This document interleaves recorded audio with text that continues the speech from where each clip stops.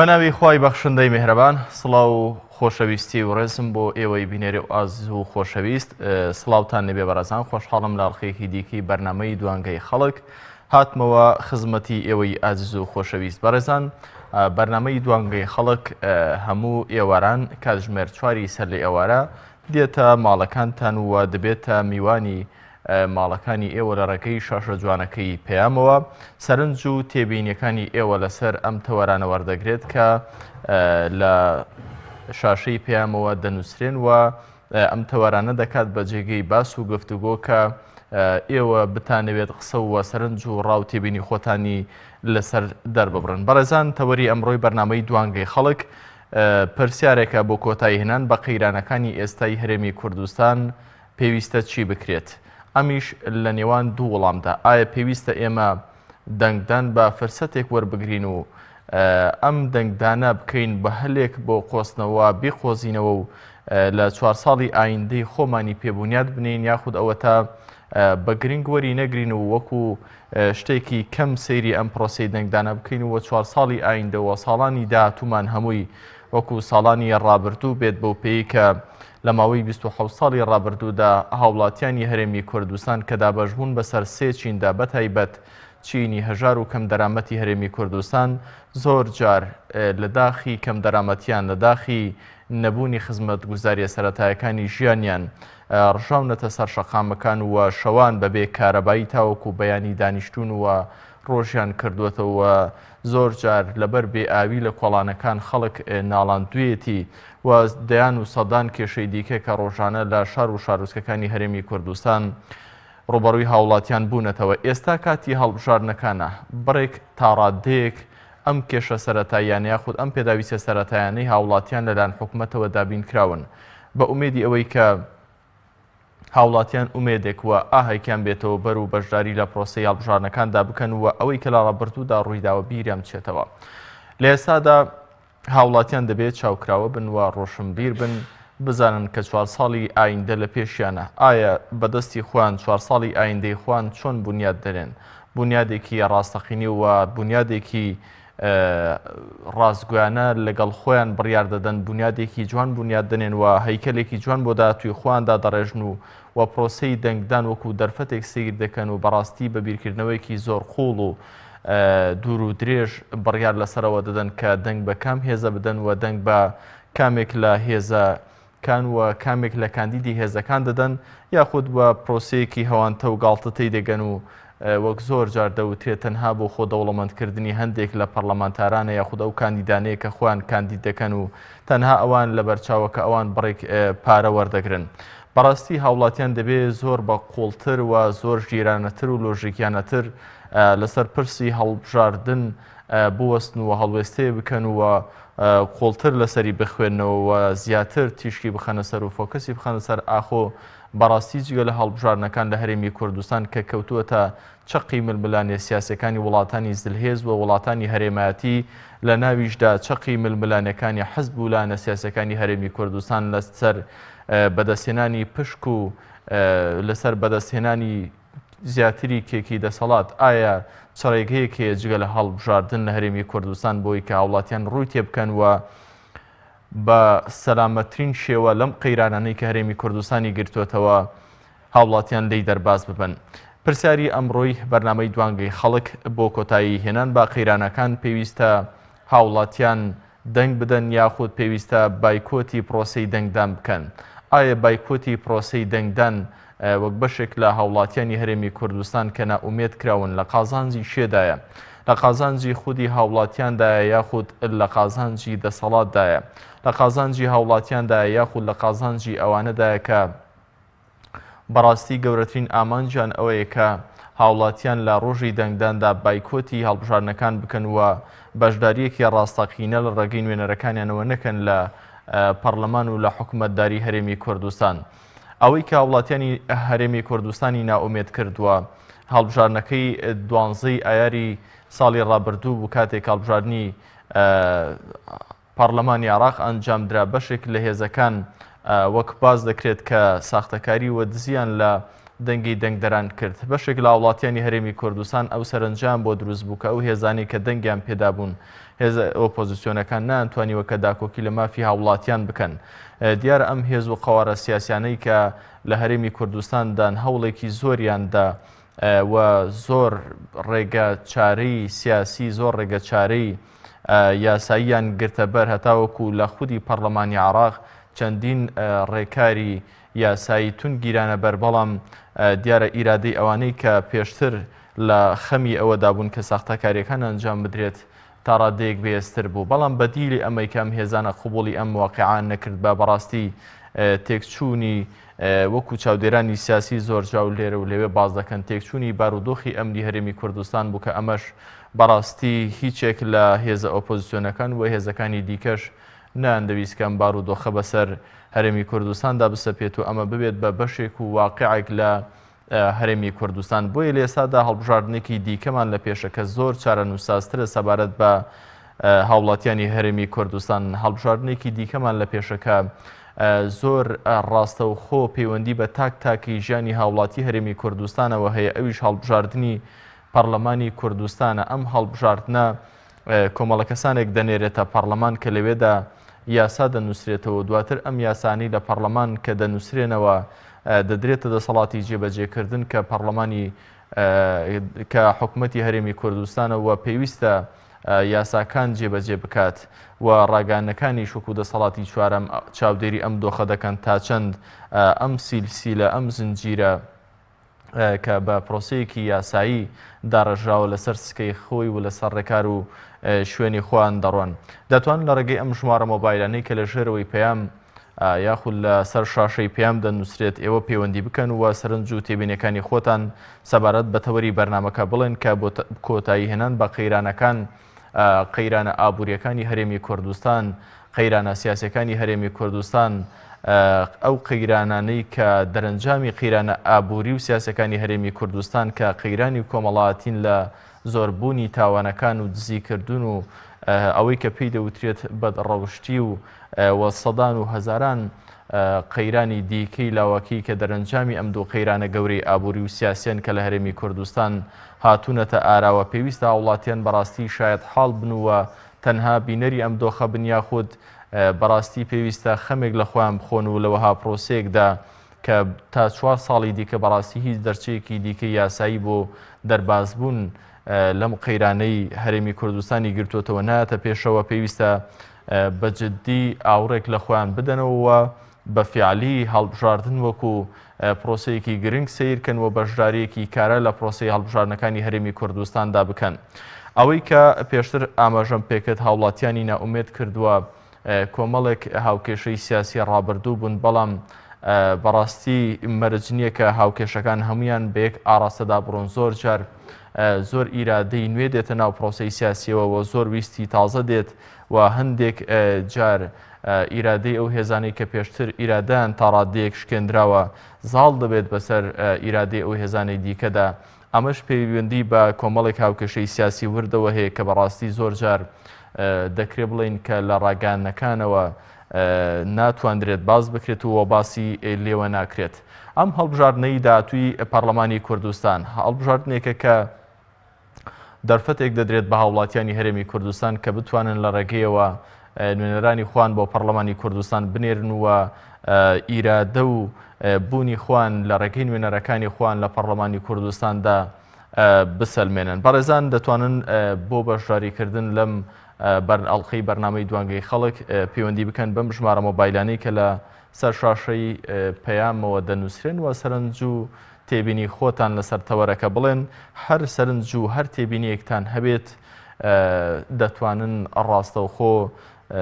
سەرنجی خۆتان بڵێن. باوکی ڕێبین لە سلێمانیەوە لەگەڵمانە باوکە ڕێبین. سڵاوی خۆی گەورەتان لێبێت. سەرنجی بەڕێستان چیە لەسەر تەوەری بەرنامەکە؟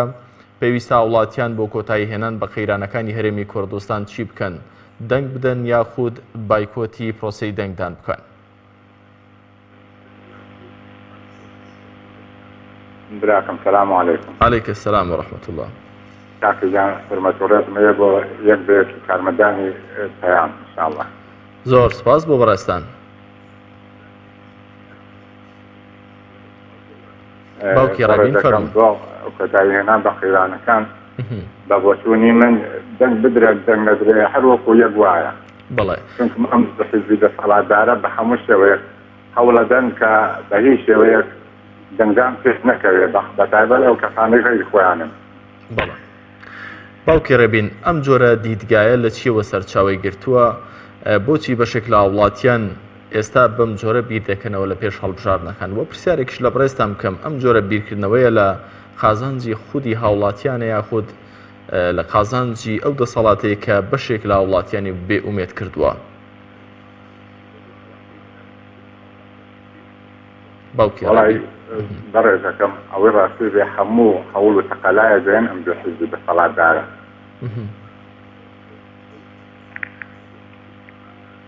بەڵێ باوکی بۆ ئەوەی کرد بێنن بەم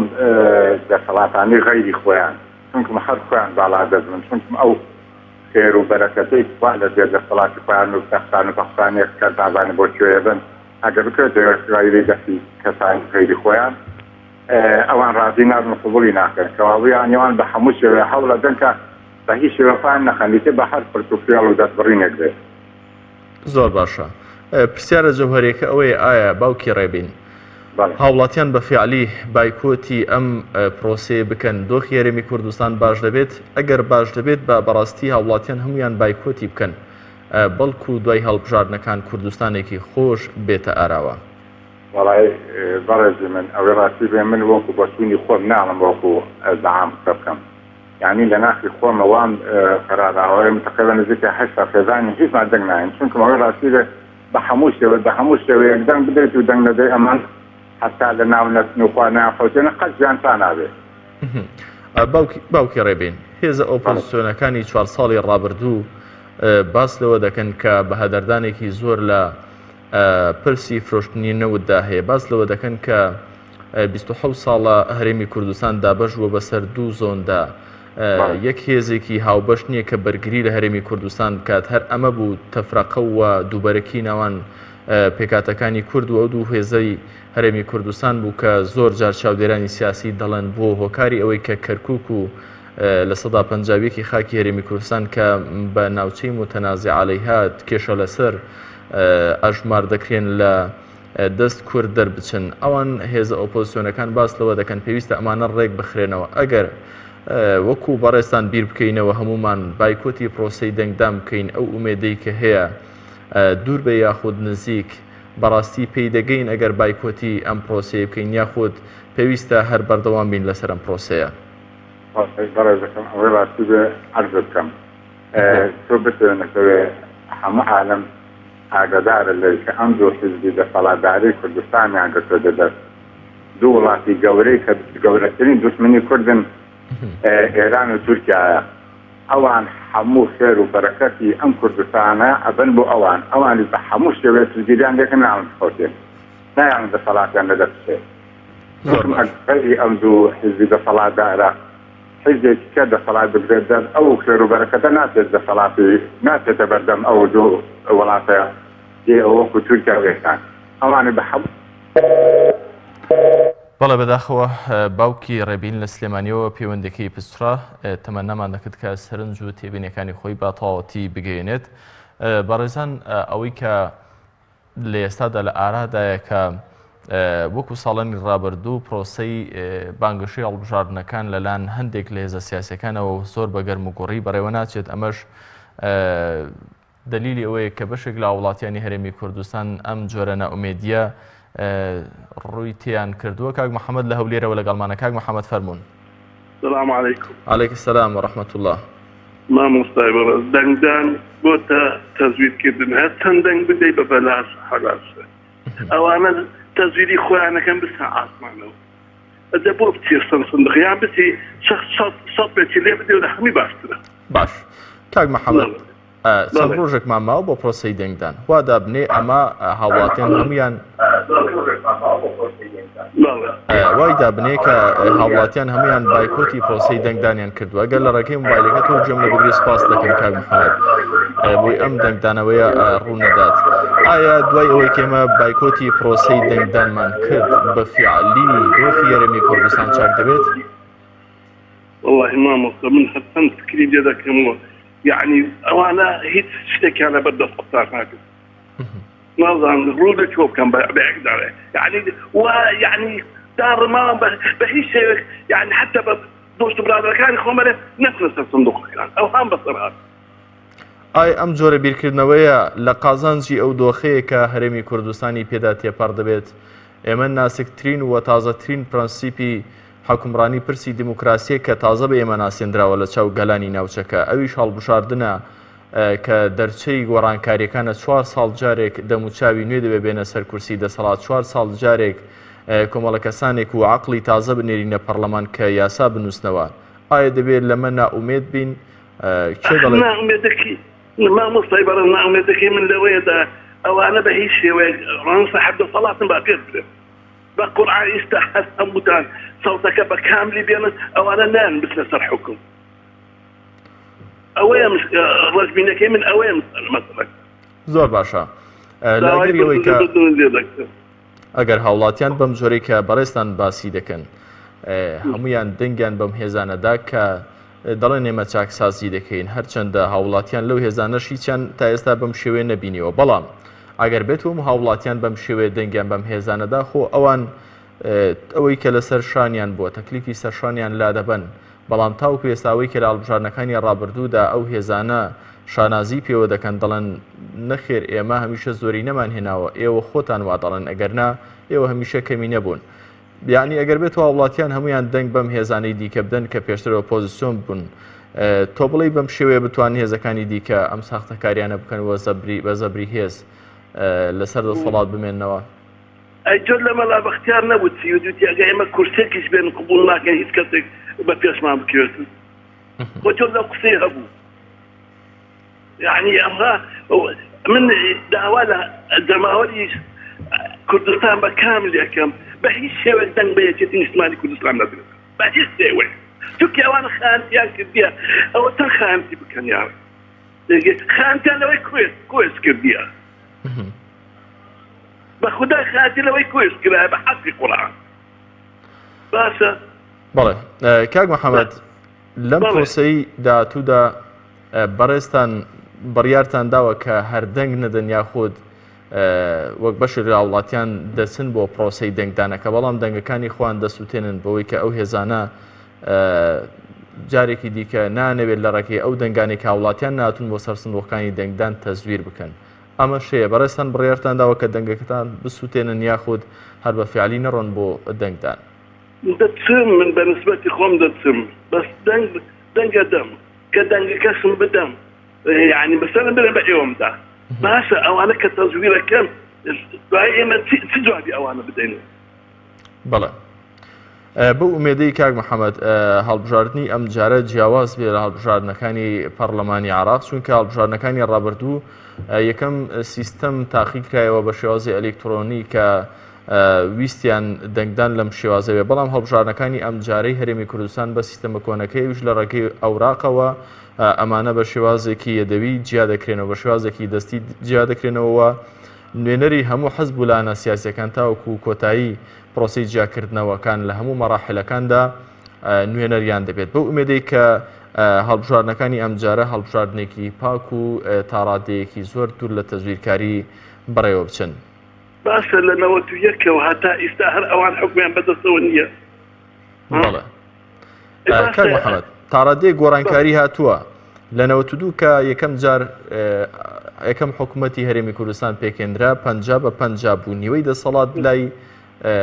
پارتی دیموکرات و نیوەی لایەشێتی نیشتیمانی کوردستان بەڵام ئەم هێزانە تاڕادەیەکی زۆر بەشێکی زۆر لە جەماوەری ئەوان جەماوەری ناڕاستی ئەوانیان بۆ لای خوان ڕاکێشاوە بەڵام ئەگەوێت و لەسەر ئەم پرۆسەیە بەردەوام بن ئەم هێزانە بە فیعلی پێتان وانەیە کە ئومێدێک هەیە ڕۆژێک ئەوان ببن بە زۆرینە والله ئێمەش چاوەڕی تێکەین چاوەڕی ئەوەکەین کە ڕۆژێک یان ئێوە یان یەتێکی کە بێتە سەر حکمدان ئەوان حکم چۆنە گێڕن دەبا بەمەدار بدەنە حزبێکی کە خوا ئیلا بەس ئەوان هەیە بەڵێ سپاس کاک محەممەد سپاس بۆ سەرنج و تێبینیەکانتان ئەمە پەیوەندی بە ئاستی هۆشیاری هاوڵاتیانی هەرێمی کوردستانەوە هەیە کە بەڕاستی ئەمە شێکێکە لە کێشەکان لە عقلێت و جۆری بیرکردنەوەی تاکی کورد بە تایبەت لە هەرێمی کوردستان بەو پێی کە بەشێک لە ڕۆشنبیران باس لەوە دەکەن زۆرجا بەڕاستی دەنگدەری هەرێمی کوردستان دابەش بۆ بەسەر ئەم چەند هێزەدا ئەوەی کە لە ساڵی نەوەتەکان سەر بە هێز و لانێکی سیاسی بووە ئەمڕۆ زۆر بە باشی خراپەی ئەم هێز و لانە سیاسیەوە دەرەنجامەکانی کارە خراپەکانی لەسەر واقع و ئەرزی واقعی هەرێمی کوردستان دەبینێت بەڵام بڕیاری داوە خۆی تەڵقین داوە ئاستی هۆشیاری تاکی کورد ئەوەندە بەرز نییە کە هێزەکان ناوە بگۆڕێت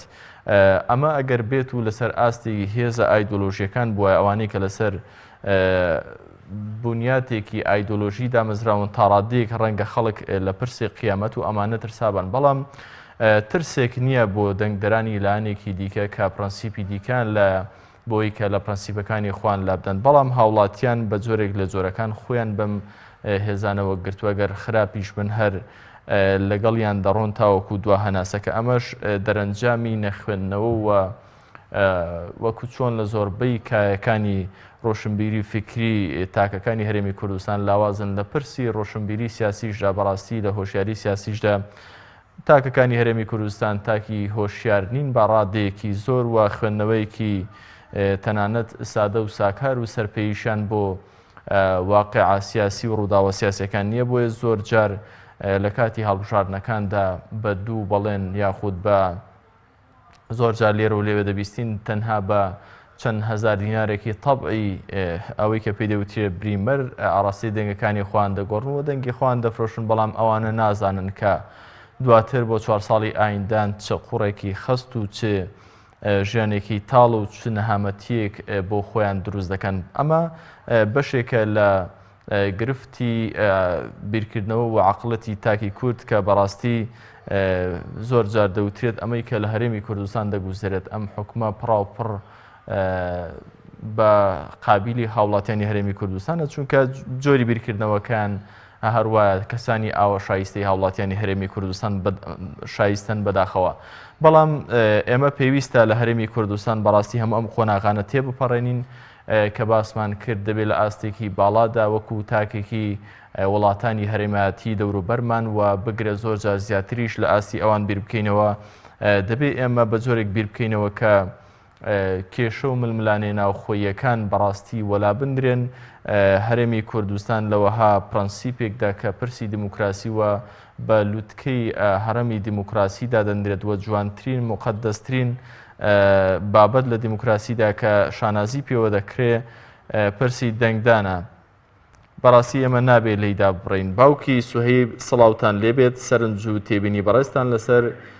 تەوەری بەرنامەکە چییە بۆ کۆتایی هێنان بە خەیرانەکان پێویستە وڵاتیان چی بکەن بەڕاستی فەرمونون السلام عليكم. عليك السلام. فەرموو باوکی سوهەیب. باشی برای بەڕێزم. زۆر سپاس بۆ بەڕێستان باوکی سوهەیب.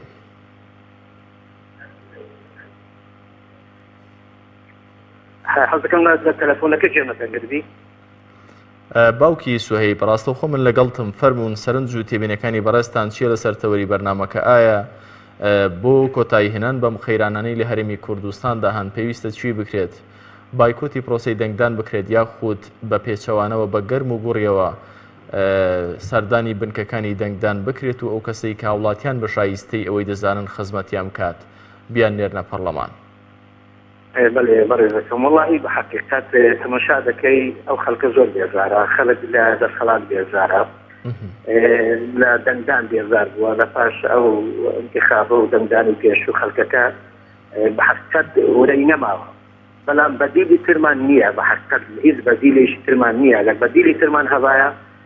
بڕوا بکە خەڵک پەنای بۆ دەبێت بەس تەماشا دەکەی هیچ بەدیلی ترمان نییە ئیلا ئەو دەنگدانە نەبی وپێویستیشە خەڵک بە حەقیقەت دەنگ بدە یعنی بستە سەر سندوقەکانی دەنگدان و دەنگ بدە لۆ ئەوەی هەر خۆی بەساڵ بهێنێریان و ئەو مەداری تەزویرەکەی کەمتر بکرێتەوە و بەنسبەت بە دەنگدانیش بۆ ئەو لایەنەی کە لە پەرلەمان بوونە بە حەقیقەتیش ئەگەر ئینسان کەمێک وجدانی هەبی یعنی کەمێک وجدانی هەبی کەمێک ڕۆشنبیر بێت کەمێک لە دنیا حاڵی بێت یعنی بەی تەماشای پێشوو بکە تەماشا بکە یعنی ئێستا خەڵکانێکە زۆر سیاسیش نییە بەڵام ئەوەندە تەماشای وەزعەتی کردو لە رادیۆنەکە تەماشای کرد بە حەقیقەت لو أخي باش تيجي شينا أواني كدفاع لملتك دفاع لكوتي خلدك دفاع ل برجون كان ملتك باش بحكت له أشكراي يعني كان بحكت سياسة أو عندهم برلمان يكون الإسلامي يعني باوكي سهيب يعني إخوان خسروا مترسي باش باوكي سهيب يعني إخوان خسروا مترسي أجل تماشاي واقع كي بكي بلودي تماشاي كي بحكت همية يعني لما تسي دعوه لبر شو عندك لبر شو عندي أو ملتي عندك أول جان ثانية أجل ما وش يعني ترى أجل مختجان فارو فوتو خوش گزارانی خۆیان باە ئەوە ئیشە وەکو ئەو پەرلەمانتارەکانی تر هەر نەداهات لەسەر تەلەڤیزیۆنیش ئێستا پەرلەمانمان هەیە لە مەسیحەی بە خۆی چاندی کردووە لە پەرلەمان بووە یەکجار نەمدیتوە لەسەر شاشەی تەلەڤیزیۆن قسەشی کردبی نەمدیوە یعنی جارێک لە جاران قسەشی کردبی هاتیە باسی مۆزوعێکی کردبی دەستی بلند کردبی دژی یاسایەکی کە لە بەرژەوەندی باوکی سوهیب بەشێک لەو هێزە سیاسیانە بۆ نمونە کۆمەڵی ئیسلامی یاخود هێزەکانی دیکە نوێنەری خوان ناردە ناو پەرلەمان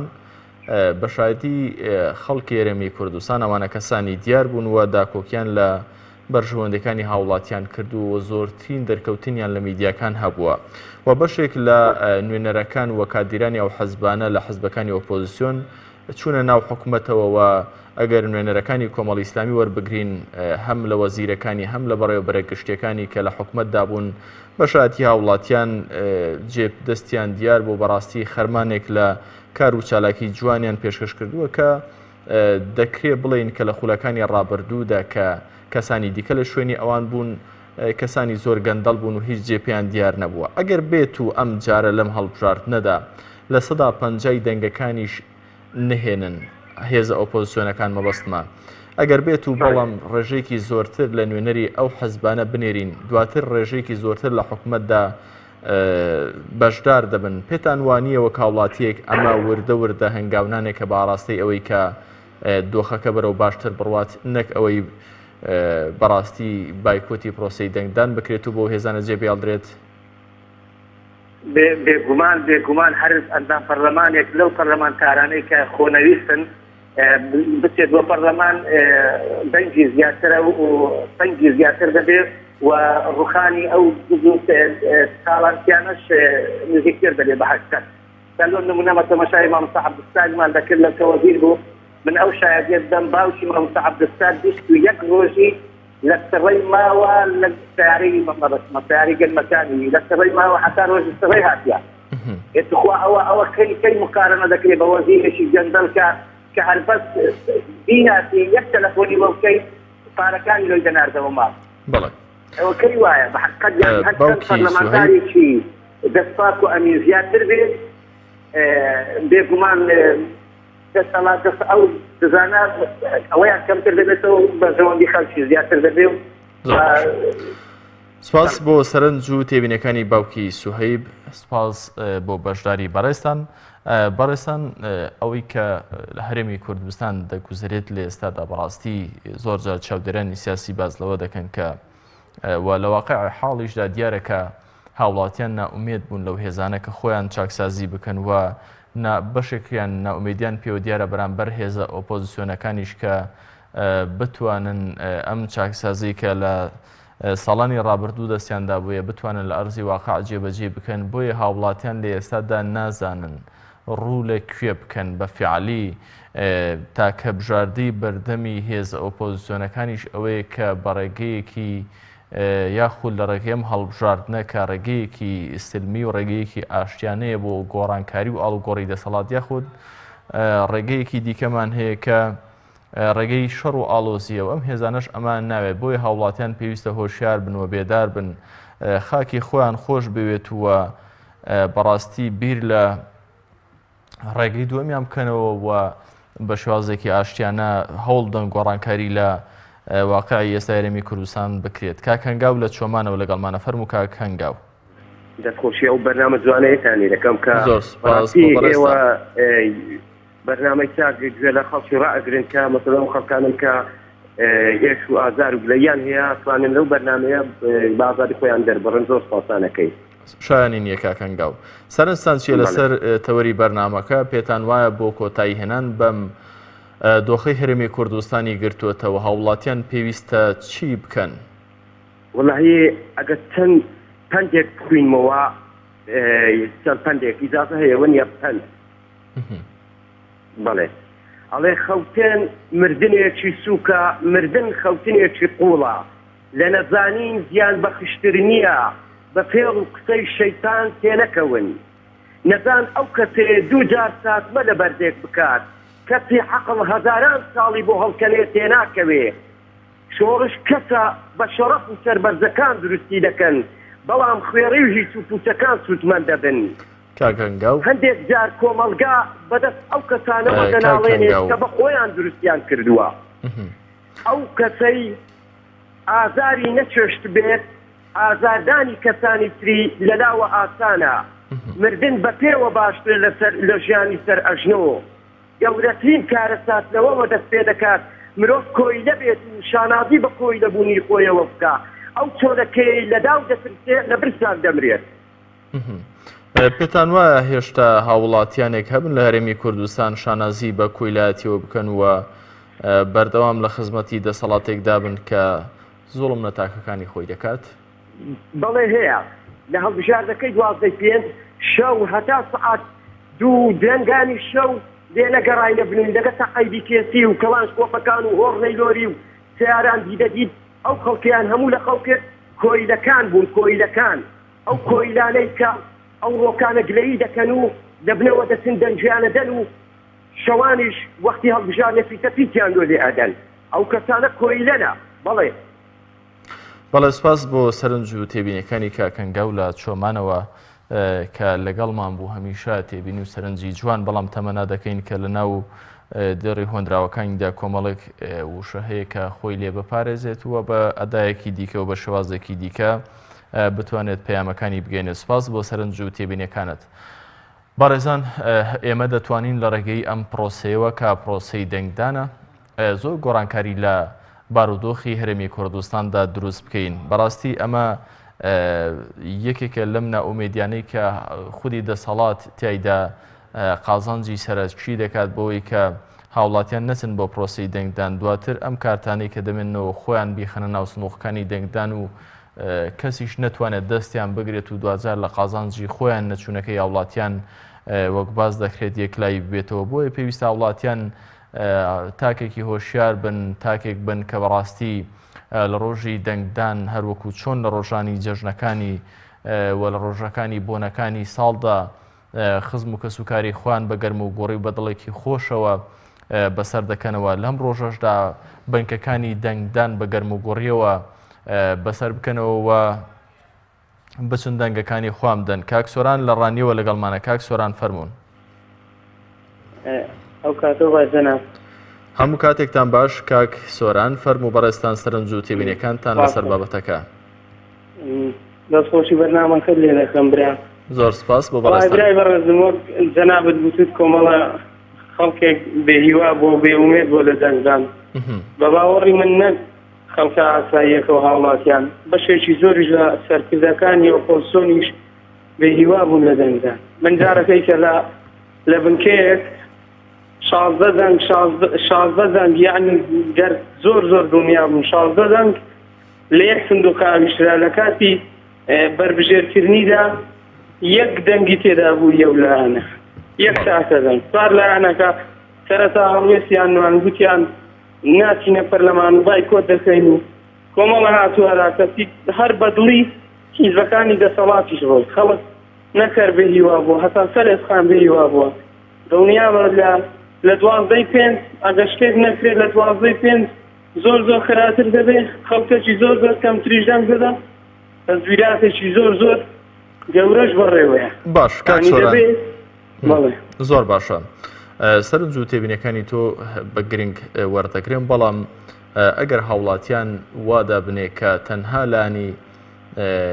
هاوڵاتیان ئەوانەیە کە دەنگ بەدەسەڵات دەن چوونە سەر سنووخەکانی دەنگدان و هاوڵاتیانی دیکە هیچیان سەردانی بنکەکانی دەنگدانیان نەکرد. ئایا 4 ساڵی داهاتووی هەرێمی کوردستان چۆن دەبێت؟ باشە بەڕێزەکەم خراپ دەبێت زۆر خراپتر دەبێت لە ئێستای کە هەیە بەس کابرا بەشداری کرد بۆ دەنگی دیزراوە کابرا ئەوە نییە کە نەچوو بێ کابرا چووە دەنگەکەی تێناویشتووە گۆڕدراوە ئەوە سەرەتای کێشەکان ئەوەیە مشکلەکە لەوەیدا ساڵان کابراکە نەچوو بۆی پڕدەکایە و بەڕێ دەکرا ئێستا دەنجی خۆتە بۆ خۆی دەزەی وەک هاوڵاتیەک بژاردە چییە؟ چارەسەر چییە بۆ ئەم دۆخە؟ وەڵی چارەسەر بایکۆت چارەسەر دەبێت کاکسۆرە؟ بەڵێ ئەگەر بە بایکۆت چارەسەر دەبێت بەڕاستی ئەوە دوانگەی خەڵک دوانگەیەکە بۆ هەموو ئازیزان و کەسانی وەکو بەڕێستان ئامۆژگاری خەڵک بکەن قەناعەتیان پێ بکەن کە بەڵێ بە بایکۆت ئەم دۆخی هەرێمی کوردستان چاک دەبێت دوای ئەوەی کێمە بایکۆتمان کرد و نەچوونە سەر سنووقەکانی دەنگدان دواتر کۆمەڵە کەسانێک وەکو فریشتە پاک دێن حکومەتێک پێک دێنن و پەرلەمانێک کە یاسا تیایدا سەروەر دەبێت و ئەمانە بەڕاستی ئەگەر ئەمە لەگەڵ منطق و لۆژیک جێگەی دەبێتەوە فەرم و ئامۆژگاری خەڵک بکەن بەڵێ جێگەی نابێتەوە قسەکەی تۆ زۆر ڕاستە بەس ئەندام پەرلەمانەکانیش تا ڕادەیەک لەگەڵ ڕێزم بۆ ئەندام پەرلەمانەکانی کۆمەڵ بە جدی هەڵوێسیان هەبووە بەس ئەگەر 6 پەرلەمانتاری هەبووە لە پێشترگەر هەر شەشەکان وەکو کاکسۆران دەنجیان بڵند بە لەوانەیە کاریگەری شتەیە بە بۆ حیزبەکە بۆ هێوەکردنەوەی خەڵکی وەک لە گۆڕاندا عەلی ئەحمەد ساڵح 24 کەسی کە وەک عەلی ئەحمەد ساڵح ئەوا بە جورئەت بە وڕێی هەولێریان لێ گیرا بە هەڕەشیان لێکرا بە دۆخەکە وەزعیشکە دەبوو دەبێت سەرکردەکانی ئۆپۆزسیۆن بە جورئەتتر بن خەڵکی شتێ لەگەڵتدام نابێ بایکۆتکە دەبێت بچێ بۆ دەنگدان بەس دەبێت حیزبەکانی زۆر باشە کەواتە کاکسۆران دەبێت کۆمەڵی ئیسلامی دەبێت تینێکی زیاتر بداتە خۆی ئەو کۆمەڵە پەرلەمانتە ئەوانێکانی دیشی کردوون کەسانی بەهێزن دەستکۆشیتان لێ دەکەم زۆر باشە کەواتە کاکسۆران با کۆتا پرسیار لە بەڕێستان بکەم بەر لەوەی کە کۆتایی بە پەیوەندیەکەتان بێنین پێویستە تا چەند هاوڵاتیان ئەو کاندیدەی کە لەناو هەر حەزبێکدا بڕیاریان داوە دەنگی پێ بدەن تا چەند زەرورە ئەو کاندیدە یەک کەسێکی شارەزا بێت کە دەینێرنە پەرلەمانی کوردستان دوو کەسێکی بوێر و جەریء بێت پێشتر ئاماژەت بە هەندێک لە پەرلەمانتارانی کە کرد بەڕاستی هاوڵاتیان تا چەند پێویستە لەم چەند ڕۆژەدا بە فیعلی پرسیار بکەن دەربارەی کاندیدەکان و شخصیت و کەسایەتی ئەوان و ئاسی زانستیان هەڵسەنگێنن بە دڵنیاییەوە ئێستا لە کوردستان هەسوو دەبێت ئەمری واقع زۆر لە بەرچاو بگری جورئەت جاری وایە پێش علم زانستی دەکەوێتەوە یعنی کەسێکی ئەو کەسانەی کە ناوم گوتن گەر ئەوە پەرلەمانتار بە جورئەت بێ و داکۆکی بکە لەسەر ئەو بەرنامەی هەیەی بە دڵنیایەوە خەڵک باسی چەک دەکە بە چەک نابڕێگای مەدەنی بەس جورئەتی بەهێز بێ و پێداگر بێ خۆنە لە بەدەستەوە بە دڵنیاییەوە زرو فێشکەمان دەبێ کەوتنتان بۆ دەخوازم ئەمن هەموو دەمێ هەمیشە خەتیش دەنگم بە کۆمەڵی ئیسلامی نەداوە لەو دارەوە من بڕیارم داوە دەنگی من بۆ سۆران عومەر دەبێ بەڕاستی بەدەر لە عیزبایەتی کەسێکە کە دەبێت لەسەر ئاستی کوردستان شانازی بۆ پیاوە بکرێت بەڵێ سپاس بۆ کاکسۆران لە ڕانیەوە سپاس بۆ سەرنج و تێبینێ جوانەکانی بەڕێستان بەو هیوایی کە ئەم هەڵبژاردنەی داهاتووی هەرێمی کوردستان هەڵبژاردنێک نەبێت کە تیایدا هاوڵاتیان ئەوەندەی دیکە بێئومێد بکرێن بەڵکو هەڵبژاردنێک بێت کە هێز و لانە سیاسیەکان تێکڕا و لێکڕا و وێکڕا ئومێدێک بە خەڵکی هەرێمی کوردستان ببەخشنەوە بۆی کە بەشداری لە هەڵبژاردنەکانی دوای ئەم هەڵبژاردنی هەرێمی کوردستاندا بکەن کە لە داهاتوودا هەڵبژاردنی ئەنجومەنی پارێزگاکانی هەرێمی کوردستانیشمان لە پێشە بەڕێزان ئەمە بوو کە سەرنج و تێبینی ئێوەی ئاز و خۆشەویست لەم بەرنمەیەدا خستانە ڕوو لە بەرنامەی دوانگەی خۆتان دوانگەی خەڵک تا بێگەیشتنەوە لە سبەی و لە کاتژمێر 4 سەر لە ئێوارە هەمولاکتان بەخوای میهرەبان دەسپێرم بەو هیوایی کاتێکی خۆش بەسەر برن خواتان لەگەڵ